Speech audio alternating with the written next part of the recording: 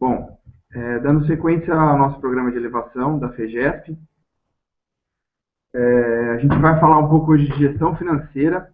Primeiro eu sou o Eduardo, de Expansão. Eu estava com vocês no segundo treinamento de gestão de pessoas. E é um prazer, mais uma semana aí, a gente vai para o quarto treinamento. Então, vamos lá, é um tema acho que muita gente tem interesse em saber, que é sobre gestão financeira. E para falar disso aí hoje, nós vamos receber o Victor, que é atual diretor-presidente da Produção Júnior, e a Giovana, que é diretora administrativo e jurídico financeiro da ESC Júnior. Eles vão comentar um pouquinho de gestão financeira e a gente vai fazer o mesmo esquema que estava acontecendo nos treinamentos anteriores. Para quem não estava, como que vai funcionar? Vocês vão observar que eles vão estar falando, divulgando o PowerPoint durante o treinamento. E ao final, a gente abre um espaço para perguntas. Ou seja, vocês podem colocar as perguntas de vocês nos comentários, tá? E ao final eles respondem, a gente abre um espaço para eles responderem. Então, vocês perguntam nos comentários e a gente passa para eles. Não tem como eles verem diretamente a pergunta de vocês. Mas fiquem muito à vontade para tirar qualquer dúvida que eles vão poder responder vocês. Tem dois links que vocês podem observar aí, que está nos comentários. O primeiro deles é um link de embasamento teórico, que eles prepararam para vocês. E outro link é o link de um feedback no treinamento. A gente solicita que todos respondam o feedback, para que possamos aprimorar aí os próximos treinamentos, para que seja cada vez melhor e que dê tudo certo das próximas vezes.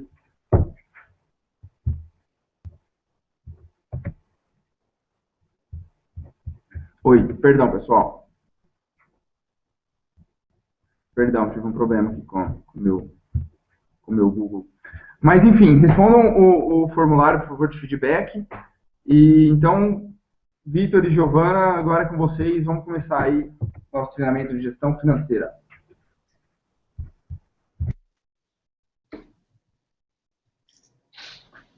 Bom, boa noite, pessoal. Boa noite. Vamos começar aqui mais um treinamento, mais uma parte do programa da elevação. E hoje, gestão financeira, vamos falar um pouco sobre algumas ferramentas que a gente utiliza, alguns processos que são críticos e muito importantes para todas as áreas. Enfim, vamos começar. Primeiro, deixa eu me apresentar, o Eduardo já falou brevemente, eu sou o Vitor, sou atual diretor-presidente da Produção Júnior e fui diretor ADMFI na gestão passada. Bom, meu nome é Giovana, eu sou a atual diretora jurídico-financeira da ESC Júnior, fui também coordenadora do financeiro do EPEG, e é um prazer estar aqui podendo falar um pouco para vocês. Bom, vamos à nossa agenda então.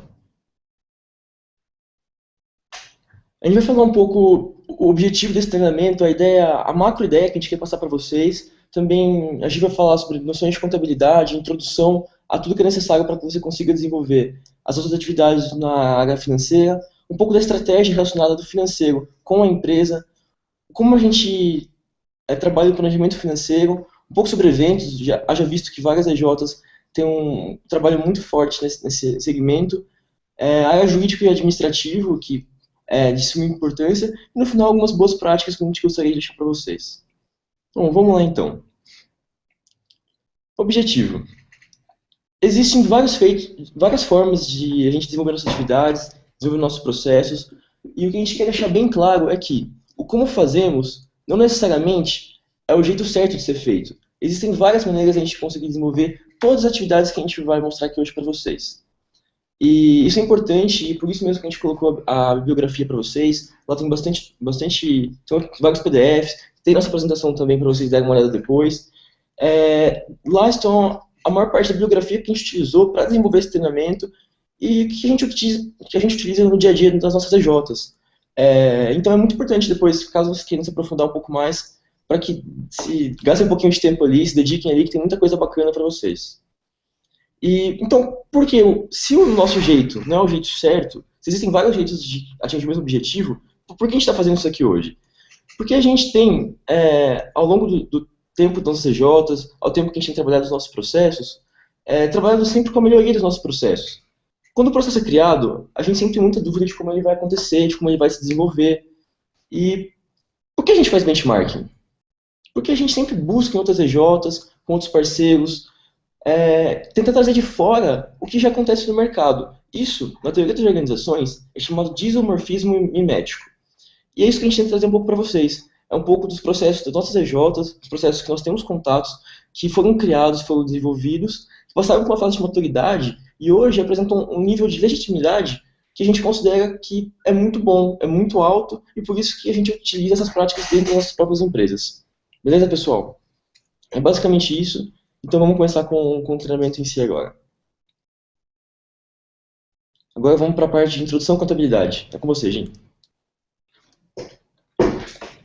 Bom, pessoal, é sempre importante a gente falar sobre gestão financeira e às vezes as pessoas que não têm tanto contato com o MED, elas perguntam por que uma entidade que se diz sem fins lucrativos leva tão a sério essa parte financeira, né? Bom, primeiro que para qualquer organização é importante que a gente consiga garantir a sustentabilidade financeira, a sobrevivência a longo prazo, e é a partir da gestão financeira que a gente trabalha isso. Além disso, a gente também tem várias atividades operacionais dentro das EJs, e é importante que a gente tenha caixa para conseguir manter isso. E por fim, uma coisa que é de suma importância no MED é o investimento no membro. Então, seja por meio de capacitação, de investimento em evento, investimento em infraestrutura ou no próprio marketing da EJ, a gente consegue trabalhar tudo isso a partir da gestão financeira. E para sustentar a gestão financeira é interessante também falar de contabilidade. A administração financeira em si, ela trata da gestão e da otimização dos recursos financeiros. Então, a gente vai desde a etapa de planejamento, de controle, análise de todos os dados que a gente gera, para conseguir tomar decisões estratégicas embasadas e que, de fato, vão levar à melhoria da organização e levar isso para frente. E a contabilidade nada mais é do que uma ferramenta, um ferramental para a gente conseguir administrar as finanças da empresa. Então, vamos lá. A gente vai começar por alguns conceitos importantes. Então, eu começo falando sobre a diferença entre dois regimes, que é o regime de caixa e o regime de competência.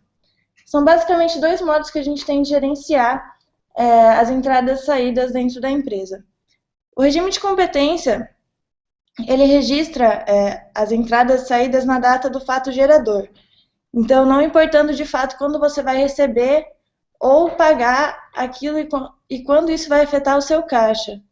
É o regime que é utilizado pela contabilidade, ele considera a depreciação e ele permite analisar o valor que é gerado em um período. Então, quanto daquilo que você gerou compete de fato ao mês ou ao ano que você está analisando. Depois disso, a gente também tem o regime de caixa, e esse daí sim registra na data em que ocorre o pagamento. Eu acho que esse é o que a gente está mais acostumado a ver no dia a dia, então, independente do momento em que você acordou, decidiu que você ia receber ou pagar aquela dívida, você registra ela no momento em que ela de fato ocorre. Então, ela permite fazer o controle atual do dinheiro que você tem disponível no seu caixa. Eu vou dar um exemplo para ver se a gente consegue esclarecer um pouco mais essa ideia. Então, vamos supor que a JSP, em outubro de 2014, assinou um contrato de um projeto no valor de R$4.000. E esse contrato ia ser executado em 5 meses, o projeto seria executado em 5 meses. O cliente optou, então, por realizar o pagamento a prazo em 4 parcelas de R$1.000. E o projeto terá um custo de R$500 para a compra de materiais no início do projeto. Então, vamos falar primeiro de competência. A gente vai analisar quando que isso foi gerado. Então, em outubro de 2014, quando a empresa assinou o contrato, ela já sabia que ela ia receber o valor de R$4.000 e que ela ia pagar o valor de R$500 no início do projeto também em outubro. Então, a gente tem basicamente esse cenário. Em 2014, em outubro, a gente tem um resultado positivo dado a esse projeto de R$3.500. Agora, se a gente for considerar o regime de caixa, que é quando as coisas realmente entram ou saem, não vai ser tudo em outubro que isso vai acontecer, vocês concordam? Então, a gente vai ter saídas em outubro, entradas em outubro, novembro, dezembro de 2014, mas também em janeiro, porque esse projeto foi vendido a prazo. E a saída ela vai acontecer toda em outubro. Então, a gente tem mais ou menos isso. E por que isso é importante? Quando a gente está trabalhando com análise de resultado de períodos, você precisa saber rastrear de onde veio o dinheiro. Então, se você quer saber quanto você gerou em 2014, se o projeto foi fechado em 2014, talvez seja interessante você considerar o regime de competência. Agora, se você quer saber quanto você vai ter de caixa na sua empresa, quanto aumentou o caixa ou quanto diminuiu, é interessante que a gente use o regime de caixa. Mas mais importante do que os dois separadamente são os dois juntos, porque um não substitui o outro, e a gente utiliza dos dois para conseguir análises que possam sustentar a nossa tomada de decisão. Além disso, a gente também tem que entender outras 3 coisas. A começar pelos ativos. Os ativos, eles são os bens e direitos de uma entidade expressos em moeda. O que significa isso? É tudo que a empresa tem de bom, basicamente. Então, desde o caixa até contas que ela já sabe que vai receber, equipamentos, as sedes, tudo que a gente pode transformar em dinheiro, por se dizer assim. A gente consegue dividir os ativos em circulantes, que são aqueles que a gente consegue transformar em dinheiro dentro do mesmo exercício social, ou seja, dentro de 12 meses. O não circulante, ele é aquele que a gente não consegue transformar em dinheiro dentro do exercício social, e sim a partir do término do exercício seguinte. Então, esse seria o de longo prazo. E a gente também tem, dentro do ativo, os não circulantes, são os investimentos que não se destinam à manutenção da atividade, como imóveis, obras de arte, etc. Dentro dos não circulantes, a gente também tem o ativo imobilizado, que são bem destinados à manutenção da atividade, como veículos, móveis e utensílios. E o ativo intangível, que é, por exemplo, a marca de uma EJ, porque você prefere comprar Coca e não Pepsi, isso não deixa de ser um ativo da empresa. Alguns exemplos aqui mais ligados à realidade da EJ, a gente teria contas a receber de projetos, camisetas da EJ, mascote, uma impressora e a marca. Então, aí, respectivamente, né, contas a receber de projetos é um ativo circulante, contanto que você receba ele ainda nesse exercício. Camisetas da EJ, vamos supor que você comprou camisetas há um período atrás e agora você vai vender. Então, isso pode ser transformado em dinheiro, também é um ativo. Ou não, se você não vai vender. Os mascotes, que são um investimento, então você investiu, mas ele não está ligado com a sua atividade fim. Ele é como se fosse uma obra de arte, assim, vamos comparar com uma obra de arte, o mascote. A impressora, que é um ativo imobilizado, ele está lá para auxiliar as atividades do dia a dia da EJ. E, por fim, a marca, que é um ativo intangível. Depois disso, a gente também pode falar sobre passivos, que são as obrigações a pagar. Então, contas, impostos, salários para quem trabalha com funcionários e financiamentos, que ainda não foram pagos. Eles também podem ser divididos entre circulantes e não circulantes também, de acordo com o término do exercício social. E, por fim, a gente tem o patrimônio líquido, que é basicamente a diferença entre os ativos e os passivos, e ele provém de lucros, reserva de caixa e investimento dos sócios. Então, sempre que você tem um lucro, você aumenta o patrimônio líquido da empresa. Trazendo de novo para a realidade da EJ, a gente pode considerar o ativo como as receitas que a gente tem e as contas a receber, o caixa, né? E as despesas, contas a pagar como passivo. E daí o resultado que a gente obtém depende do tipo de regime que a gente utiliza, né? Se a gente vai considerar as contas a pagar e receber, ou se a gente só vai considerar aquilo que a gente, de fato, que incorreu no caixa.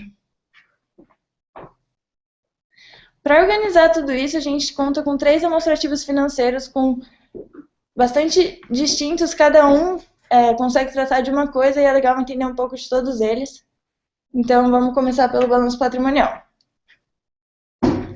O balanço, ele é um demonstrativo periódico e ele é como se fosse uma foto da situação no dia e naquele momento. Então, se eu pegar o balanço de uma empresa hoje e amanhã, pode ser que ele mude de acordo com as movimentações que ocorreram no caixa.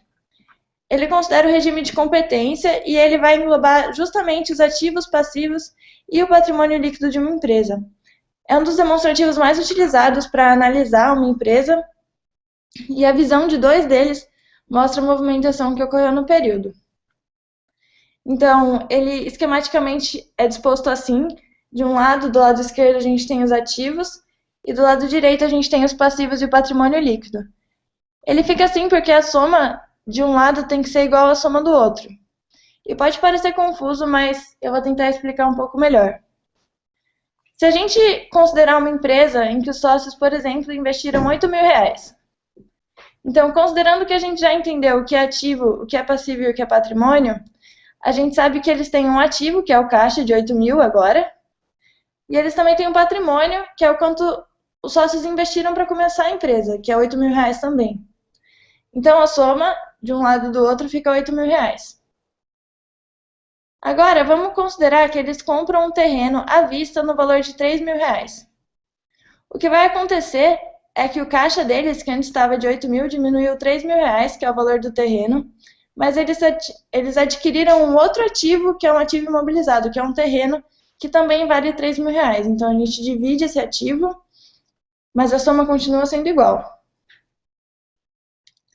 Depois disso, ele vai vender metade do terreno pelo preço de custo a prazo. Ou seja, a gente vai ter um ativo que a contas a receber, então, não incrementou no caixa ainda, porque é uma venda a prazo, e a gente vai diminuir o valor do terreno em R$ 1.500, porque agora a gente só possui metade desse terreno. Então, a gente sempre vai estar fazendo essas divisões e jogando os valores de um lado para o outro dentro do próprio balanço. Eu vou dar mais 3 exemplos para ver se a gente entende bem direito. Vamos supor agora que essa empresa ela compra a prazo da CIAX uma quantia de 3.800 em peças.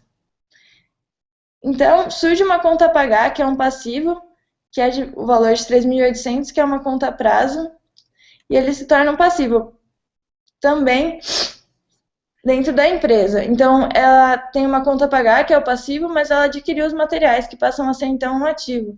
E, novamente, a gente tem essa soma igual.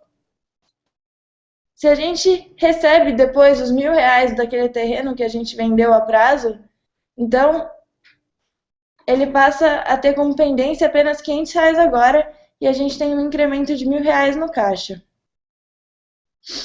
E por fim, se a gente paga R$ 2.500 à companhia X pela compra efetuada, essa compra foi parcialmente paga e a gente abate o valor de 2.500 do passivo e do caixa, e a soma novamente fica igual.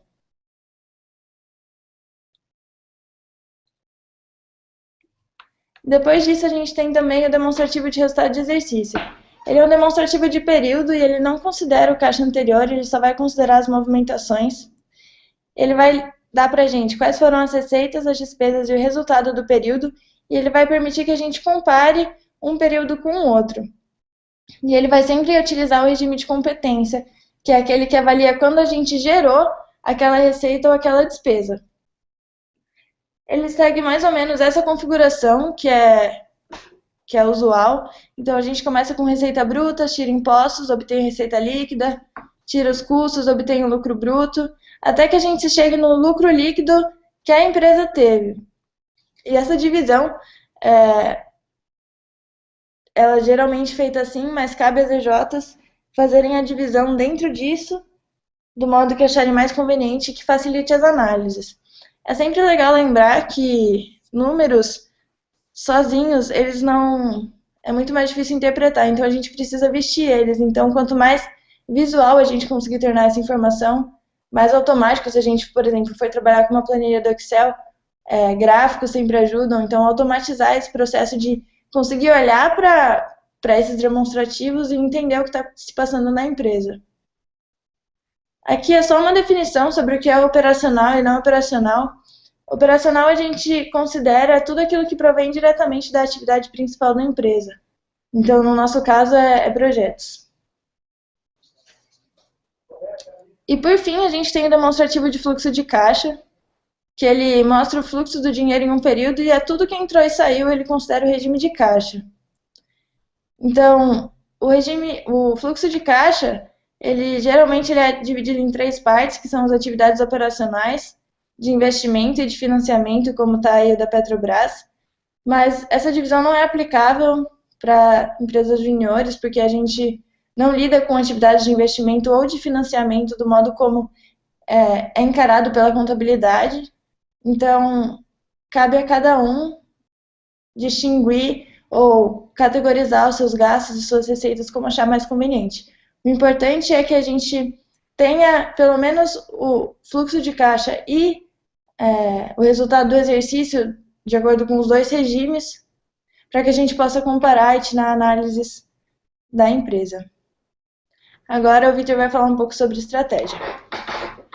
Bom, pessoal, falando um pouco sobre estratégia, eu vou tentar trazer para vocês como a gente consegue alinhar os objetivos financeiros, a área do financeiro e administrativo da empresa com a estratégia que a norteia. Começando. Estratégia, a gente tem que sempre ter um objetivo muito claro e de onde a gente quer alcançar, onde a gente quer chegar. E para isso a gente sempre tem que ter um plano. Não adianta eu saber que eu quero chegar do ponto A para o ponto B, só que eu tenho que saber como atravessar esse caminho e como chegar até lá. E por isso que a gente vai querer alinhar os objetivos financeiros e assim trazer um pouco deles para vocês. E é obviamente importante você ter isso em mente, porque como você vai mensurar o avanço da sua empresa, como você vai mensurar a evolução da sua empresa. E talvez indicadores financeiros seja uma ótima maneira de se realizar isso.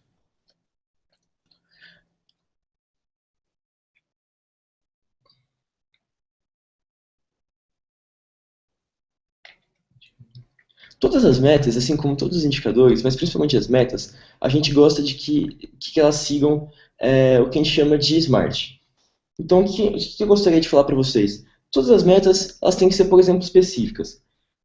Onde elas querem chegar? O que elas querem fazer? Qual é o seu objetivo? E isso ser específico. Elas têm que ser muito fechadas, muito delineadas, para que você consiga, de fato, mensurar o impacto e a realização delas.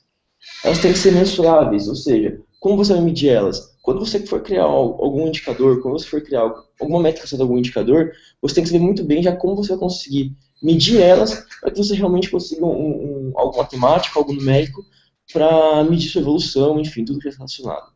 Elas têm que ser atingíveis. Nada adianta você criar uma meta que ela é muito alta, só que você sabe pela conjuntura da sua empresa, pela conjuntura do seu trabalho, que ela não vai ser atingida. Então, isso tem que sempre ser colocado em mente, para que não se crie algo que seja muito fora do padrão, algo que seja fora da realidade.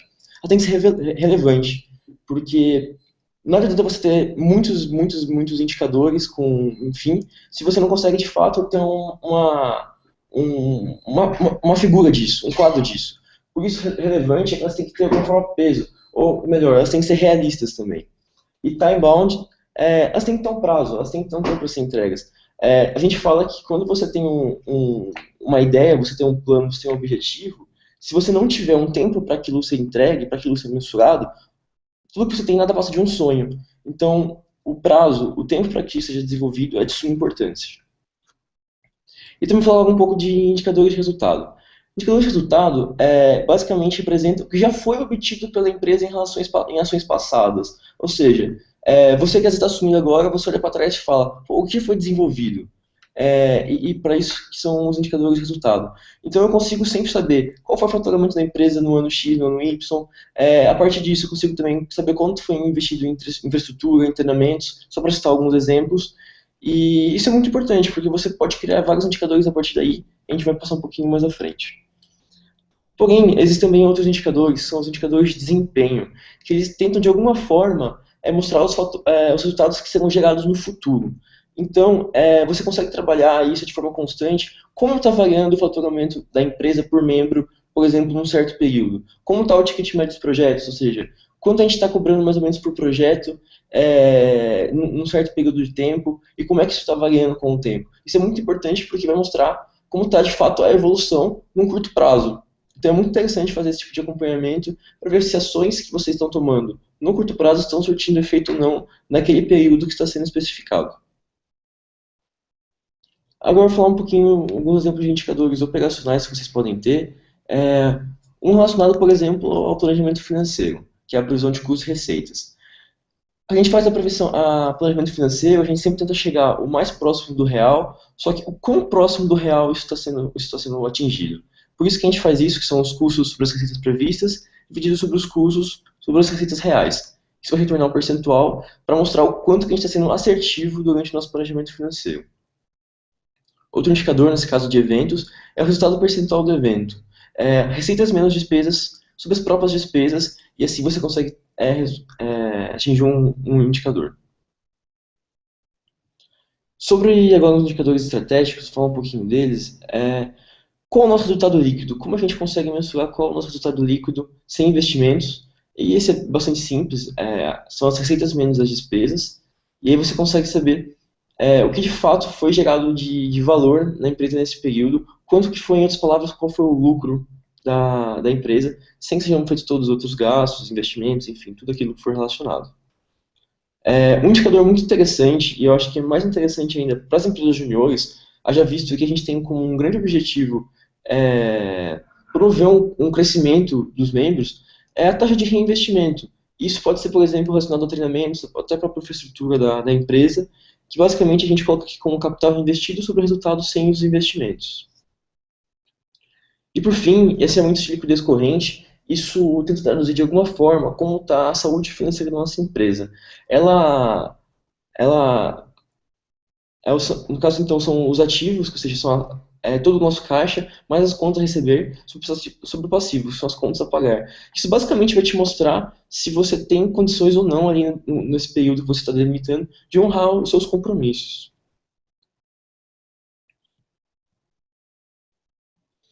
Bom, pessoal, eu vou partir agora um pouco para falar sobre planejamento financeiro. O planejamento financeiro ele é de suma importância para a sua empresa, para que você consiga planejar de fato os seus gastos, para que você consiga pegar os indicadores que a gente acabou de falar um pouquinho e ver de fato como é que eles vão se comportar na sua empresa, para ver como está a saúde financeira da sua empresa. E para isso, o planejamento é uma base muito, muito importante. Quando a gente vai fazer um planejamento financeiro, a gente pode abordar várias entradas, mas algumas delas são muito importantes e é isso que a gente vai passar aqui para você logo de início. É muito importante uma análise macroeconômica. Em linhas gerais, como está a economia? Pô, legal.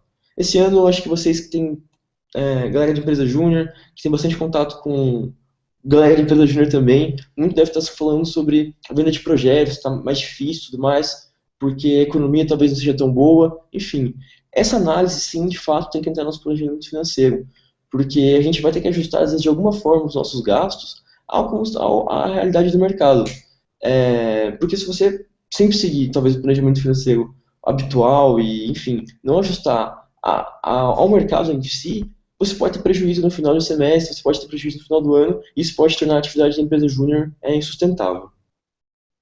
É legal falar que a gente costuma sempre atrelar o planejamento financeiro como consequência de outras metas também, né? Então, o quanto você pretende vender de projetos ou o quanto você pretende faturar com eventos. Mas o planejamento financeiro, no planejamento como um todo, é importante você considerar não só a capacidade interna. É importante não só levar em conta quantos membros eu possuo com disponibilidade de realizar tal projeto, e daí considerar isso como sua projeção, sabe?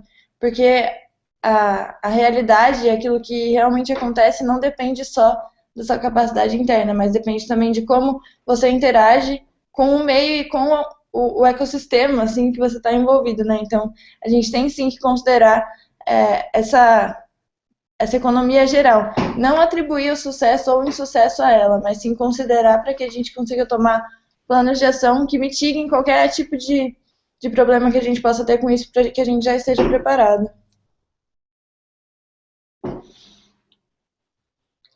Bom, então agora, como está a evolução das metas? É importante você, no planejamento financeiro, verificar sempre se o planejado está de acordo com o que foi estabelecido como meta. Por exemplo, você tem meta de talvez reinvestir um X% do seu faturamento bruto, ou enfim, do líquido, dependendo da situação, em treinamentos para os seus próprios membros. Então, é importante você colocar isso no planejamento financeiro e fazer com que ele seja de acordo com o seu planejamento estratégico, porque isso pode parecer coisas que estão longe dentro de uma dinâmica de trabalho da empresa, só que elas estão intimamente relacionadas. Isso é muito importante para você, de fato, ver a evolução, não só da estratégia, mas também fazer um bom acompanhamento do seu planejamento financeiro. E, por fim, a análise de cenário. Haja visto que, por exemplo, a gente está num ano complicado, talvez a gente não consiga vender, talvez a gente não consiga faturar quanto que a gente gostaria, enfim. Onde é mais fácil atuar? É mais fácil eu, por exemplo, diminuir e enxugar os gastos da empresa e manter os processos que são mais importantes, enfim. Ou eu posso tentar aumentar de alguma forma a captação de receitas, colocando mais membros para fazer projetos, talvez fazendo algum novo evento, enfim. Isso é uma coisa que vai de EJ para EJ, de momento para momento, e essa vai ser um julgamento muito importante que vocês vão ter que trabalhar ao realizar o planejamento financeiro, junto com a análise macroeconômica, obviamente, e também junto com o planejamento estratégico de vocês. Agora falar um pouco de orçamento e planejamento. São coisas distintas, mas a gente pode trabalhá-las de uma forma bem correlacionadas. Então, qualquer orçamento deve ser feito não apenas levando em consideração os gastos passados, mas também previsões futuras e elaboração de cenários. A elaboração de cenários é importante porque, haja visto que você depende do mercado, como a gente acabou de falar, de alguma forma, para ter captação dos seus recursos, você precisa sim ter cenários que considerem os fatores mais pessimistas e os mais otimistas. Acho que o pessoal deve estar bastante familiarizado com isso, mas é muito importante porque para que você não chegue no final de um semestre e conclua que talvez aquele semestre foi insustentável numa perspectiva financeira, para que vocês não tenham prejuízos para a própria relação da EJ ao final de um período. E isso de você levar em consideração os gastos passados, considera que a gente está sempre numa constante evolução, né? Então, para você não sempre começar do zero, a gente vai falar um pouquinho de orçamento base zero, o nome é semelhante, mas é um pouco diferente. Para que você tenha alguma base, um ponto de partida para fazer o seu planejamento. Bom, falando então já do orçamento base zero, essa forma de orçamento ela é um pouco distinta. Ao contrário do que eu acabei de falar acima, ela não considera o histórico de gastos, mas ela considera sim o custeio de cada um dos processos. Eu trago essa forma de orçamento aqui porque ela tem demonstrado um grande sucesso no mercado. Você consegue atingir itens de conformidade dos gastos planejados e os realizados muito altos com essa forma de orçamento, porque ela não considera basicamente os gastos que foram tidos no passado e faz aquela coisa de colocar mais um percentual fixo. Não, ela obriga você a todo semestre realizar um novo orçamento da empresa, realizar um novo orçamento de tudo aquilo que vai ser gasto, para que você consiga, de fato, atingir a maior conformidade possível. Eu vou entrar um pouquinho mais no mérito do orçamento base zero e tentar explicar um pouco para vocês como vocês podem trabalhar ou talvez até implementar eles. Lembrando que na bibliografia, no link que a gente colocou, no link que a gente colocou nos comentários, lá vocês têm mais textos de apoio em que vocês vão conseguir talvez trabalhar melhor caso vocês desejem aplicar essa forma de orçamento dentro da empresa de vocês. Como eu falei agora há pouco, o orçamento base zero ele considera não os gastos passados, mas sim o custeio dos processos. Isso significa o quê? Ao invés de você pegar o quanto você gastou com um processo no ano anterior, você vai pegar apenas o processo e vai destrinchar ele de forma que você consiga chegar no nível mais baixo possível. Você consiga saber todos os gastos financeiros que estão envolvidos com aquele processo. E a partir daí, você não vai pegar, por exemplo, o valor que você gastou num coffee break, por exemplo. Mas sim, todos os itens que foram utilizados naquele cofre para que você consiga fazer um novo orçamento de tudo aquilo que foi utilizado. Isso, de alguma forma, tenta fazer com que não só a conformidade vai ser mais alta. Por que então? Porque você não vai só colocar um fator ali a mais que vai tentar aumentar o seu gasto financeiro em cima do seu planejamento, você considera que as coisas sempre ficam um pouco mais caras. Não, você vai saber exatamente para onde o dinheiro está indo. E isso é muito bom, porque você consegue realocar seus recursos sempre visando uma alocação mais estratégica, né? Já visto que você está tentando buscar uma evolução aí na estratégia da empresa. Então, como a gente vai tentar fazer isso meio que passo a passo? Primeiro, você tem que ter em mente quais são os processos da empresa que têm gasto financeiro. É importante que talvez você tenha todos os processos mapeados, mas para essa formação orçamentária você tem que saber quais são aqueles que existe algum gasto financeiro. Aqui você vai depois já separar os que possuem gasto e não possuem gasto. E você também é importante, além de destrinchar quais são os gastos de cada um desses processos, encontrar as inter-relações. Porque, por exemplo, você pode ter uma área que na sua EJ seja responsável pela aquisição de papel sulfite para impressora. E ela tem uma estimativa de quantas folhas são usadas por semestre. Só que mais do que isso, é importante ela também verificar, talvez, como as outras áreas vão utilizar esse recurso. Isso, como pode ser feito? As outras áreas, por exemplo, planejam dar algum treinamento no semestre? Você vai fazer algum processo seletivo, algo do tipo?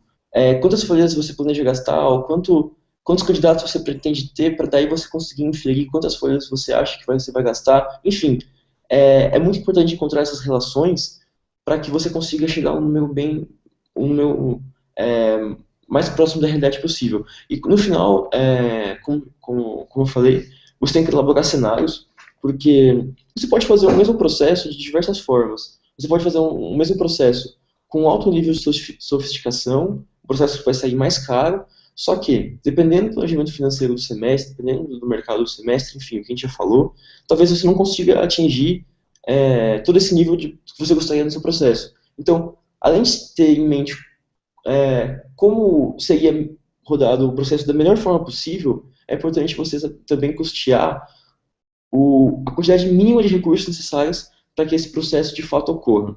E no final, é muito importante que você valide com os donos de processo. No caso, por exemplo, com o diretor da área, enfim, para que ele seja de acordo com todo aquele planejamento e não tem ninguém melhor que o dono de processo para saber como acontece de fato, né? Então, por isso, é muito importante essa validação final. Um pouco mais do que a gente pode fazer no planejamento financeiro. A gente tem que sempre fazer a projeção das despesas operacionais da empresa, daquilo que decorre da nossa atividade, do nosso trabalho. É sempre importante também colocar em consideração o quanto vocês vão gastar e investir em eventos, né, se vocês vão de alguma forma realizar eventos ou estimular os membros a ir em eventos, e também os gastos relacionados à realização dos projetos. É muito importante o controle de todas as despesas e receitas, haja visto como a gente falou um pouco na contabilidade, onde a gente vai tirar todo o panorama de operação da empresa, é onde a gente depois vai tirar todas as informações necessárias para o nosso planejamento estratégico. Então, é muito importante que seja feito, por exemplo, um fluxo de caixa muito bem controlado, porque isso também depois vai ter implicações no livro diário, enfim, essas coisas todas muito relacionadas. E na parte financeira é sempre muito importante que você seja muito criterioso, muito crítico em todos os seus trabalhos. Por fim, investimentos. A gente fala só de investimentos em membros, investimentos em treinamentos, investimentos em infraestrutura, mas também o papel do financeiro fazer investimentos, buscar talvez alternativas de investimentos do próprio capital da empresa. Porque por vezes pode acontecer de que você tem um capital aí que não esteja destinado, não tenha sido planejado para ser gasto em um certo período, e ele investido pode voltar a gerar mais renda ainda para a EJ. Isso é importante que vocês talvez tenham um contato maior com o gerente da conta de vocês no banco, para que busquem oportunidades com ele, porque na prática, até como conta pessoal, a gente sabe que deixar o dinheiro na conta, impreterivelmente a inflação vai deteriorar ela, então é muito importante que vocês busquem alternativas. E por final, novamente, a gente bate na tecla, elaboração de cenários. É papel do financeiro, é papel do planejamento financeiro, se elaborar cenários para que a gente consiga chegar no final de um período e ter ainda em mente a sustentabilidade financeira da empresa. Para elaborar cenário, é sempre legal você definir o que vai mudar de um cenário para o outro. Então, não é interessante que você tenha N variáveis mudando, mas sim algo que defina o que faz com que eu esteja no pior cenário ou no melhor cenário. E daí pode ser a quantidade de projetos que você vende, por exemplo. Pode ser, em geral, a gente coloca isso com base nas receitas mesmo, né? Porque daí a gente pode atuar no corte de custos. No caso da ESC Júnior, que a gente realiza um evento muito grande, a gente também conta muito entre um cenário financeiro e outro da empresa como um todo, o resultado de um evento em específico, que é o mercado, que é uma feira de carreiras. Então, são essas duas variáveis para a gente que ajudam a definir em qual cenário que a gente está. O número de projetos que a gente vende e também qual o resultado que a gente tem com a feira. Então, é importante definir dentro da EJ o que vai distinguir um cenário do outro. Trazendo um pouquinho também sobre a produção júnior, como a gente faz essa elaboração de cenários, no planejamento financeiro do semestre, todas as áreas elas sempre requerem talvez uma certa quantidade de recursos financeiros para realizar seus projetos internos. E a gente sempre pede para que eles digam para a gente talvez qual desses projetos internos é mais crítico, é mais importante, mais estratégico, para que eles sejam priorizados. Então, por vezes, a gente tem um cenário onde a gente não tem talvez nenhum projeto interno, dependendo da situação. Depois, onde a gente tem um cenário onde a gente tem um projeto interno que seja mais crítico, e num cenário mais otimista, mais utópico, eu diria, onde a gente consegue realizar todos os projetos internos que são requeridos, enfim, destinar a maior quantidade de recursos possíveis para cada uma das áreas, para que ela consiga realizar suas atividades. Talvez, eu vou falar um pouquinho de precificação para vocês, talvez você esteja se perguntando, poxa, por que isso entra no planejamento financeiro? Essa é uma pergunta muito válida, porque, por vezes, o financeiro é quem trabalha muito mais na área interna da empresa, no controle dos gastos, do que, de fato, quem vai ter contato com o cliente para vender um projeto. Varia de empresa para empresa e, enfim, é muito importante que, caso a sua empresa seja o pessoal do financeiro que faça a precificação de todos os projetos, eles tenham um contato muito próximo com o pessoal de vendas, talvez com o pessoal do marketing ou de relações comerciais, enfim. Não sei como é que vocês chamam a área de vendas das empresas de vocês. Mas isso é muito importante para que porque eles tenham uma sensibilidade, um feeling de mercado muito maior do que quem trabalha só na parte interna e vai considerar só os números ali, só os gastos nessa precificação. Eu trago para vocês aqui uma forma de precificação bem simples, mas acho que acredito que é utilizado em boa parte das EJs, em que a gente tem como a gente talvez consiga chegar no preço final de um projeto nosso, enfim, de algum produto. Visando a sustentabilidade financeira, é claro, a gente vai ter que, de alguma forma, cobrir os nossos custos administrativos pela realização da nossa atividade fim, pela realização do nosso projeto. Aqui eu estou colocando como custo administrativo, por exemplo, os materiais, todo o custo jurídico fiscal que a empresa necessita, o contador, a parte de vendas, pessoas, viagens, eventos, enfim, tudo aquilo que a EJ precisa para que ela exista, se é assim que eu posso chamar. E também os custos variáveis em relação ao projeto.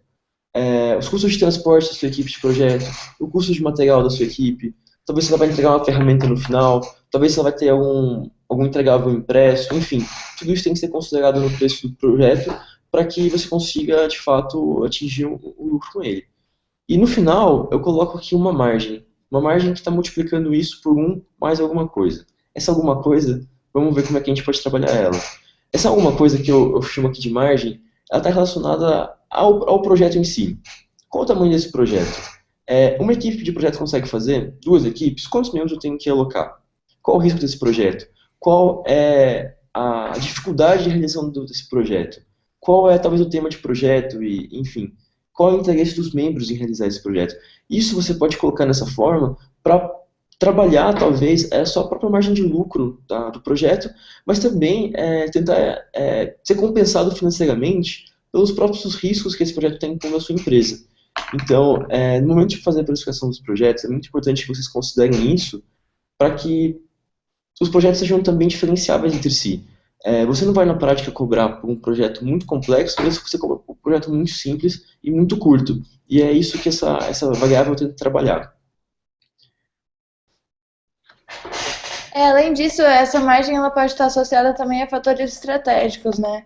A precificação como um todo. Então, o quanto esse projeto é estratégico para a empresa, ou qual é o valor que o cliente está disposto a pagar, qual é o valor que ele enxerga no projeto, se é um valor, se você considera que é um valor mais alto, que ele tem mais urgência, que é uma coisa importante para ele, ou se não.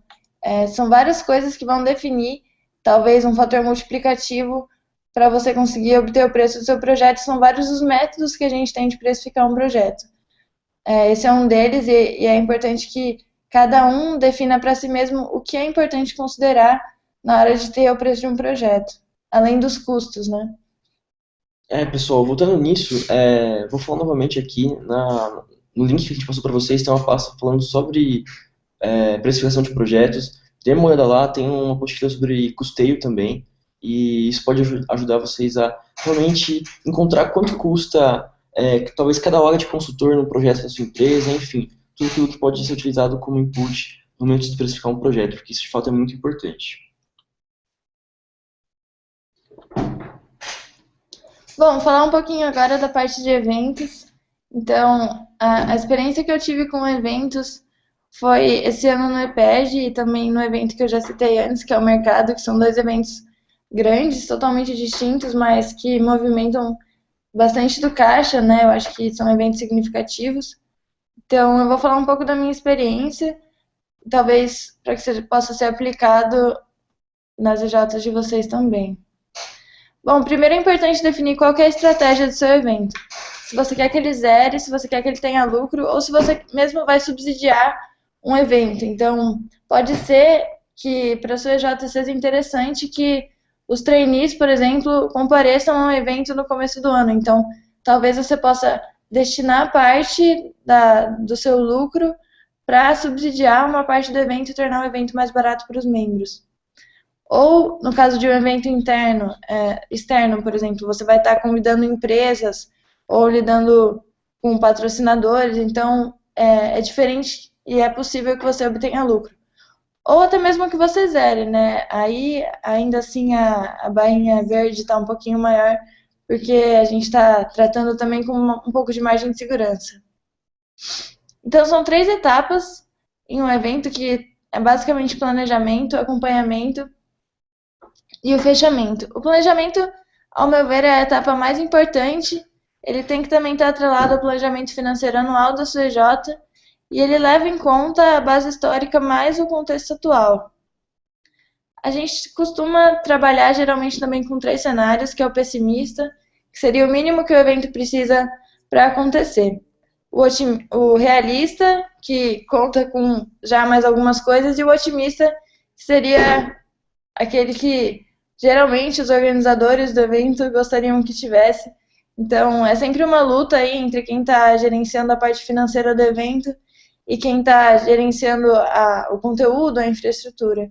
E é importante que a gente consiga ter uma visão sistêmica para não só priorizar o resultado, mas também priorizar a qualidade do evento e conseguir um bom balanço entre os dois.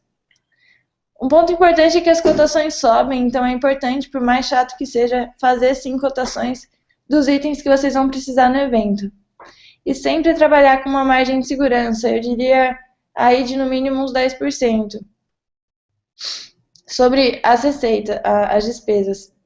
E também contar com descontos e lotes. Se, por exemplo, você está vendendo uma festa e você vai vender por valores diferentes de acordo com quando as pessoas compram, se você vai fazer promoções. Se você levar 40 membros, a gente vai...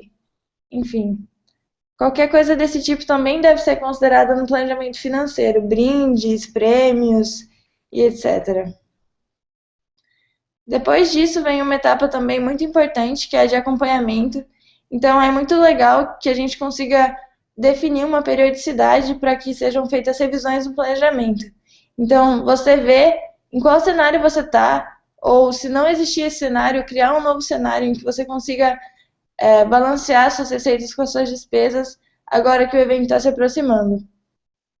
Você também nunca pode deixar a responsabilidade com mais de uma pessoa. Então, a gente sempre fala que cachorro de 2 donos morre de fome, e um evento com 2 donos também fica no prejuízo, se é que pode-se dizer isso.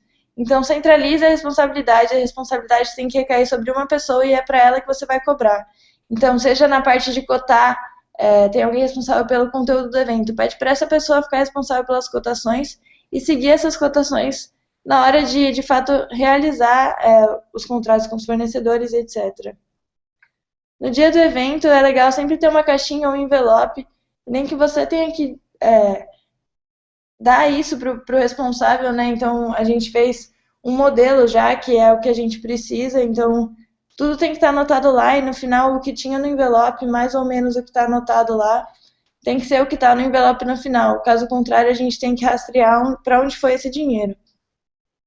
Registrar toda a movimentação financeira, tomar cuidado sim com contratos, porque às vezes a gente não dá tanta importância, mas tentar colocar sempre os contratos no nome da EJ e não no nome de uma pessoa que está organizando o evento, até para proteger essa pessoa.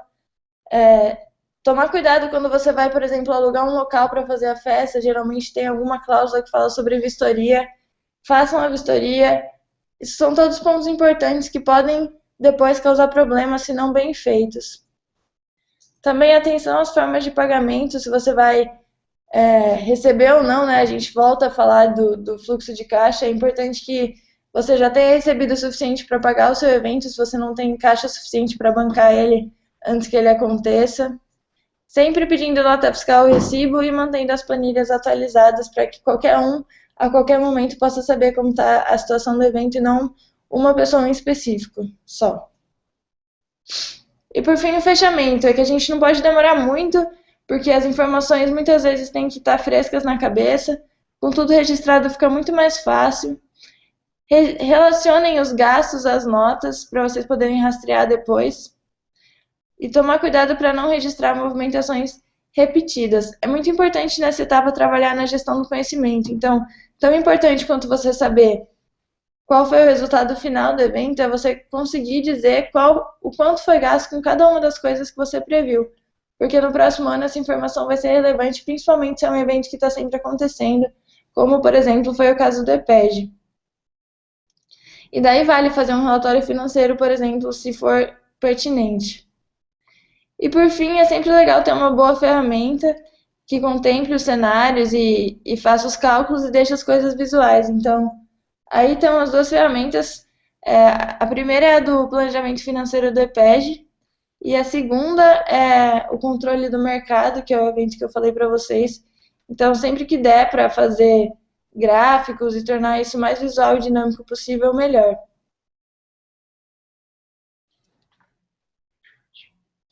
Bom, pessoal, vou entrar agora um pouco mais no mérito jurídico administrativo, passar um pouquinho para vocês. Vamos lá. Por que é importante você talvez dedicar tanto tempo à parte jurídica, à parte administrativa? Porque ADM, Jurfin, talvez. Primeiro, porque é muito importante que você esteja sempre em dia, para garantir a legalidade da empresa júnior. Se um dos pilares do MED talvez seja o aprendizado por gestão, aprendizado por vivência empresarial, aí está um fator muito importante para que você também se desenvolva dentro da sua EJ e para que ela sempre esteja na legalidade. Ou seja, muitas EJs talvez tenham como um cliente muito importante a própria universidade, talvez algumas instituições maiores, enfim, que exigem que ele esteja sempre de acordo com a lei, que seja sempre de forma ok. Então, manter todos os documentos em dia, enfim, é muito importante.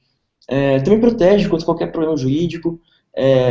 E outro fator muito importante é ter uma empresa organizada, bem organizada administrativamente, de alguma forma ou de outra, assegura a qualidade do seu funcionamento. Por quê?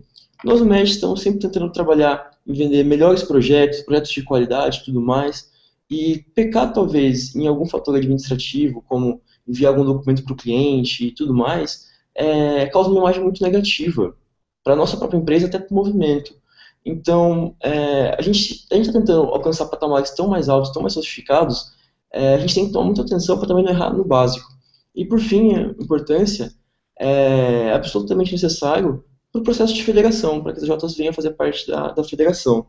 E não só para o processo de federação, mas também se manter na federação. Muitas vezes o pessoal vai e fala, poxa, é muito complicado conseguir todos aqueles documentos e tudo mais, só que você tem que ter em mente que, uma vez federado, você também vai ter que buscar toda aquela documentação todo ano. Haja visto que você não tem que apenas provar que você está dentro da legalidade, que você está dentro da lei, mas que você também está se mantendo dentro daquilo que é norteado e dentro daquilo que segue a definição de uma empresa. Por mais que a gente tenha o júnior na frente, a gente continua sendo uma empresa como qualquer outra em funcionamento. E continuando, eu vou falar um pouquinho, talvez, dos documentos mais importantes aqui. A gente poderia citar todos os 17 a 18 documentos que você tem que enviar todo ano para o CLJ, por exemplo, só que acho que seria muito repetitivo e a gente quer passar, talvez, um pouco mais do big picture sobre o que é importante nesse fator. Lá no nosso link, nossa pasta, você tem o manual que a BJ disponibilizou para as EJs em 2015 para o CLJ. Temos um exemplo de vários documentos que eu acho que pode auxiliar muito vocês. Enfim, espero que vocês deem uma olhada depois. E começando, poxa, já que a gente é uma empresa, o que a gente precisa? Toda empresa ela tem que ter um CNPJ. E a gente também tem que ter um estatuto que, de alguma forma, vai reger o funcionamento dessa empresa. Por isso que, para ser uma empresa ativa, uma empresa operante, ela tem que ter um estatuto registrado e também tem que ter um CNPJ ativo. Para a realização de projetos, é muito importante que você tenha um contrato de projeto com um escopo muito bem definido, com os prazos e as multas descritas. Isso é importante para que você proteja a sua empresa em relação ao que você entregue no projeto, a qual é o escopo de realização do projeto. Enfim, isso deve ser muito conversado com o seu gerente de projeto, com o escritório de PMO, para que todos estejam bem de acordo. E no final, é importante também que talvez sua empresa tenha um termo de aceite do projeto, para que ao momento que você entregue tudo aquilo que você trabalhou por meses, para que você tenha certeza que o cliente está satisfeito com aquilo e para que esteja de acordo com que aquilo que foi entregue está de acordo com o que foi escrito no contrato de projeto. E, por fim, eu gostaria de falar para as Js que contratam consultores externos, consultores que não fazem parte da empresa júnior, talvez mestrandos, doutorandos, enfim, para que fique atento em relação aos impostos. Porque ao contratar qualquer pessoa externa à empresa, você está sujeito assim a pagar impostos, a começar pelo ISS. Então, tem um contato muito próximo com o contador de vocês. O contador de vocês é a pessoa que vai auxiliar a parte jurídica de uma forma extraordinária. Afinal de contas, acho que poucos de nós aqui somos formados em contabilidade ou administração, ou até mesmo direito, para que tenha um contato muito próximo com esse âmbito de uma empresa.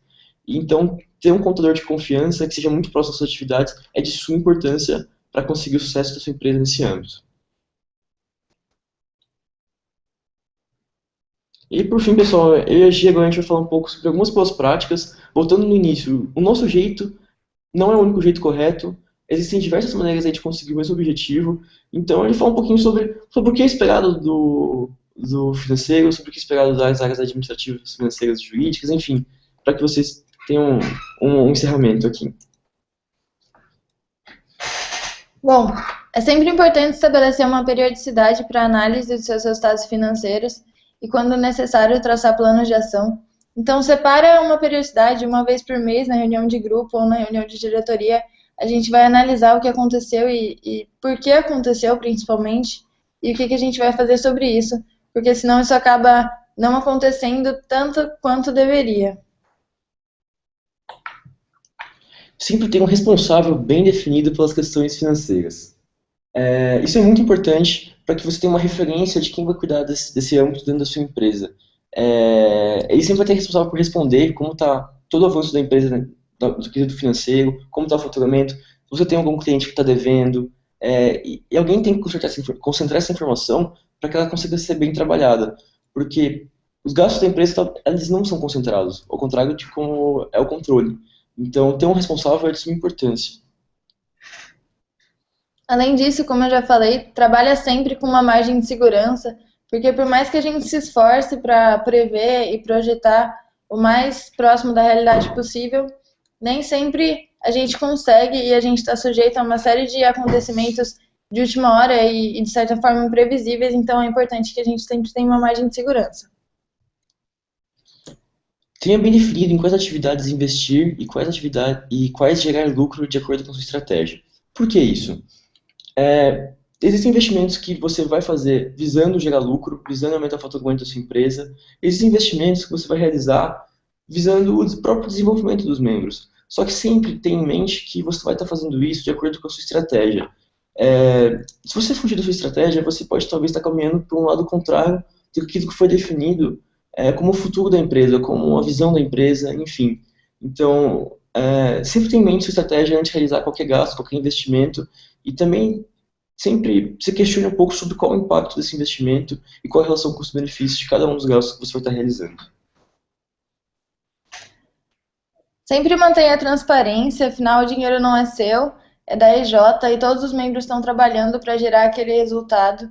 Então, uma prática legal é disponibilizar relatórios financeiros ou em reuniões gerais você apresentar aquilo que foi gasto, porque está sob sua responsabilidade, talvez, mas o dinheiro não é seu, é de todo mundo que está trabalhando para lá e mais ainda de gerações que vieram antes de você que está aí e que trabalharam duro para que você tenha o caixa, para que a empresa tenha o caixa que ela tem hoje. Deixe claro quais são as regras. Isso é muito importante porque você vai trabalhar talvez com dezenas de pessoas que vão estar mandando e-mail para você cobrando isso, cobrando aquilo, pedindo para verificar se o projeto foi pago e aquela outra inscrição do evento que você está organizando, enfim. É muito importante que você deixe muito claro como vai acontecer todo esse fluxo de informação, como é que vão acontecer os processos relacionados ao financeiro, e aqui a gente deixa de exemplo o reembolso. O reembolso ele trabalha diretamente com os membros da empresa, os membros que tiveram gastos em nome da empresa, e por vezes todo gasto que você faz, enfim, é muito importante que você se planeje para isso. Então, além de você ter uma regra bem estabelecida, por exemplo, para o reembolso, de quando você vai realizar ele e qual o processo de reembolso, é bom para você, como quem trabalha na área financeira, conseguir se planejar, mas também para o membro saber quando que ele vai receber esse valor, enfim. As regras devem ser muito bem claras, assim como está no estatuto, no regimento interno, para que a gente de fato tenha uma vivência empresarial, para que a gente de fato tenha uma vivência de como quem está trabalhando numa empresa sênior, mas que todo o nosso trabalho fique justo. E já quem está mexendo com o dinheiro que não é nosso, que é de toda a empresa, para que isso seja de uma forma muito clara, assim, muito justa. Bom, é importante que as pessoas do financeiro também saibam dizer não, porque afinal as pessoas esperam isso de você. É você quem tem que saber dizer o não, porque você que está controlando e você que está por dentro de tudo que está acontecendo dentro da EJ. Um ensinamento que vem de algumas gerações da ESC Júnior é que as pessoas do financeiro elas têm que ser as que mais sabem sobre o financeiro e a segunda que mais sabe sobre todo o resto da EJ. Então, tendo essa visão sistêmica, você consegue, sim, junto com as outras pessoas também responsáveis, definir o que deve ou não ser feito dentro da EJ, e essa responsabilidade é, sim, sua. Como a gente falou, trabalhar com números talvez não seja uma coisa muito fácil o tempo todo. Então, ter uma ferramenta que seja muito visual, ajuda muito o desenvolvimento do seu trabalho. Isso é de suma importância. Então, talvez você gastar um pouquinho de tempo agora em se dedicar a fazer uma ferramenta bem bacana, uma ferramenta fácil de ser utilizada, vai poupar muitas horas de trabalho mais à frente no seu futuro. Então, essa é uma dica que a gente deixa e que, de fato, ajuda muito o nosso trabalho e tem um impacto muito bacana aí talvez na sua empresa, talvez até nas próximas gestões. Bom, pessoal, é isso. A gente agradece a todo mundo que está assistindo. Volto a lembrar que isso era para plantar uma sementinha, eu acho, em cada um que viu o treinamento e que mais vocês podem se aprofundar lendo os embasamentos.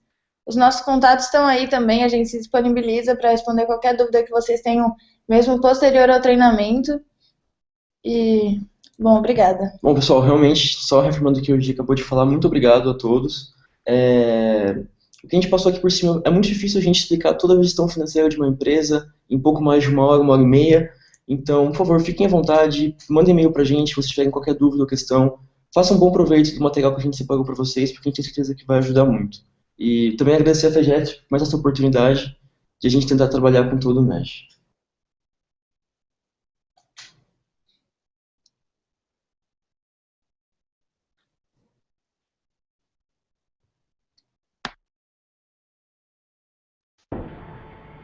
Bom, pessoal, agora a gente abre momento para perguntas.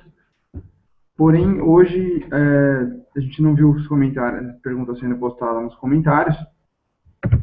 Então, eu vou dar mais um minutinho, só até ver se chega mais alguma pergunta. Enquanto isso, eu queria lembrá-los da importância de vocês preencherem o feedback, né, de avaliação do treinamento. E mais, o Vitor e a Giovana prepararam um material muito legal para vocês darem uma olhada, que está bem relacionado aí com o que eles falaram. E o link para esse material foi postado nos comentários do vídeo, depois a gente coloca na descrição, tá? Mas a gente vai colocar na descrição, mas está nos comentários também, é um link do Drive, vocês podem acessar aí à vontade. É muito legal vocês aproveitarem esse material que está sendo disponibilizado, já que o repasse não se restringiu somente ao Hangout. Então, assistir o Hangout e depois buscar uma leitura complementar, isso eu acho que é extremamente gratificante para todos nós. Bom, como nós não temos perguntas, a gente encerra por aqui o nosso treinamento. Queria agradecer a presença de todo mundo e quem não pôde assistir, que pode assistir depois, então podem divulgar aí o link para o pessoal rever, assistir, passar para os membros do EJ. Em alguns momentos não é todo mundo que pode ver, não é todo mundo que tem disponibilidade, mas o link está gravado no YouTube, vocês podem acessar à vontade. Agradeço então a todos vocês e a presença do Vitor e da Giovana. Valeu, obrigado gente, até a próxima.